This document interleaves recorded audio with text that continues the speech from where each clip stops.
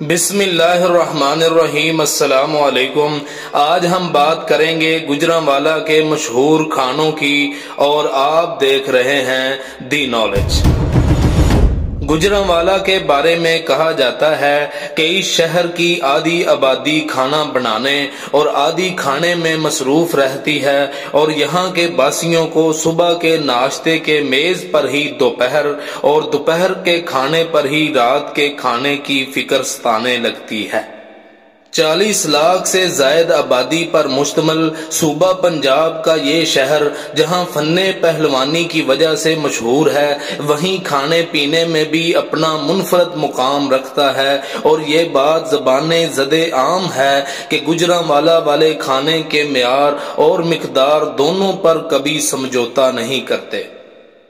اس شہر میں دوپہر کے کھانے کا سلسلہ بھی شام 5 بجے تک چلتا ہے، اور پھر 1 گھنٹے کے وقفے کے بعد ریسٹورنٹس رات کے کھانے کے لیے دوبارہ کھل جاتے ہیں۔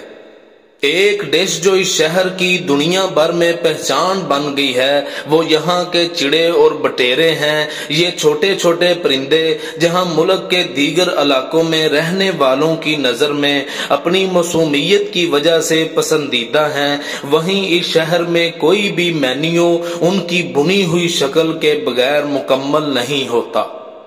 سال کا کوئی بھی مہینہ یا موسم ہو، گجرانوالہ میں باربیکیو کی دکانوں پر ان کے شائقین کی بھیڑ لگی رہتی ہے۔ کوئی انہیں بھون کر کھانے کا شوقین ہے تو کچھ ان کا کڑاہی گوشت بنوا کر کھانا پسند کرتے ہیں۔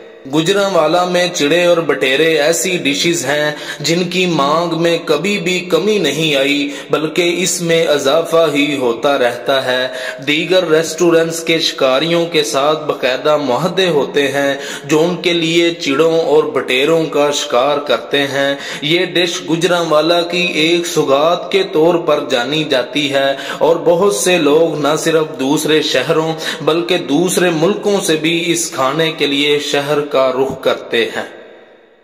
گجرانوالہ کو خوش خوراک افراد کا شہر کہا جاتا ہے، اور اس کی زندہ مثال یہ ڈش کھانے والے افراد ہیں جو ان پرندوں کو ہڈیوں سمیت ہی کھاتے ہیں۔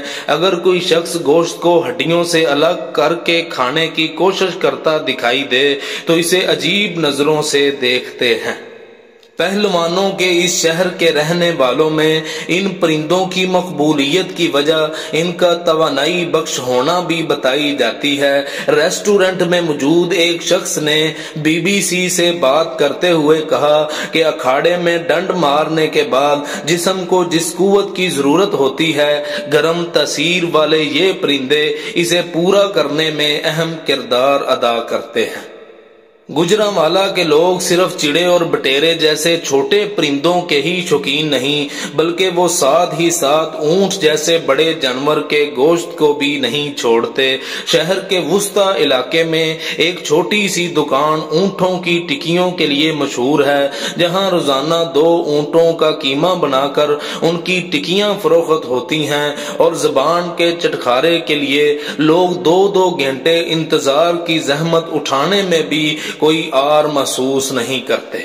گجرانوالہ والوں کا کھانا میٹھے کے بغیر مکمل نہیں ہوتا، تو جب بات میٹھے کی ہو تو شہر کے شیرے والی گلاب جامنوں کا کوئی ثانی نہیں۔ قیام پاکستان سے پہلے سے شہر میں قائم ایک دکان پر لوگ صرف گلاب جامن کھانے کے لیے ہی آتے ہیں، اور اس دکان کے سپروائزر کے مطابق ایک دن میں 10 سے 12 من گلاب جامن فروخت ہوتے ہیں۔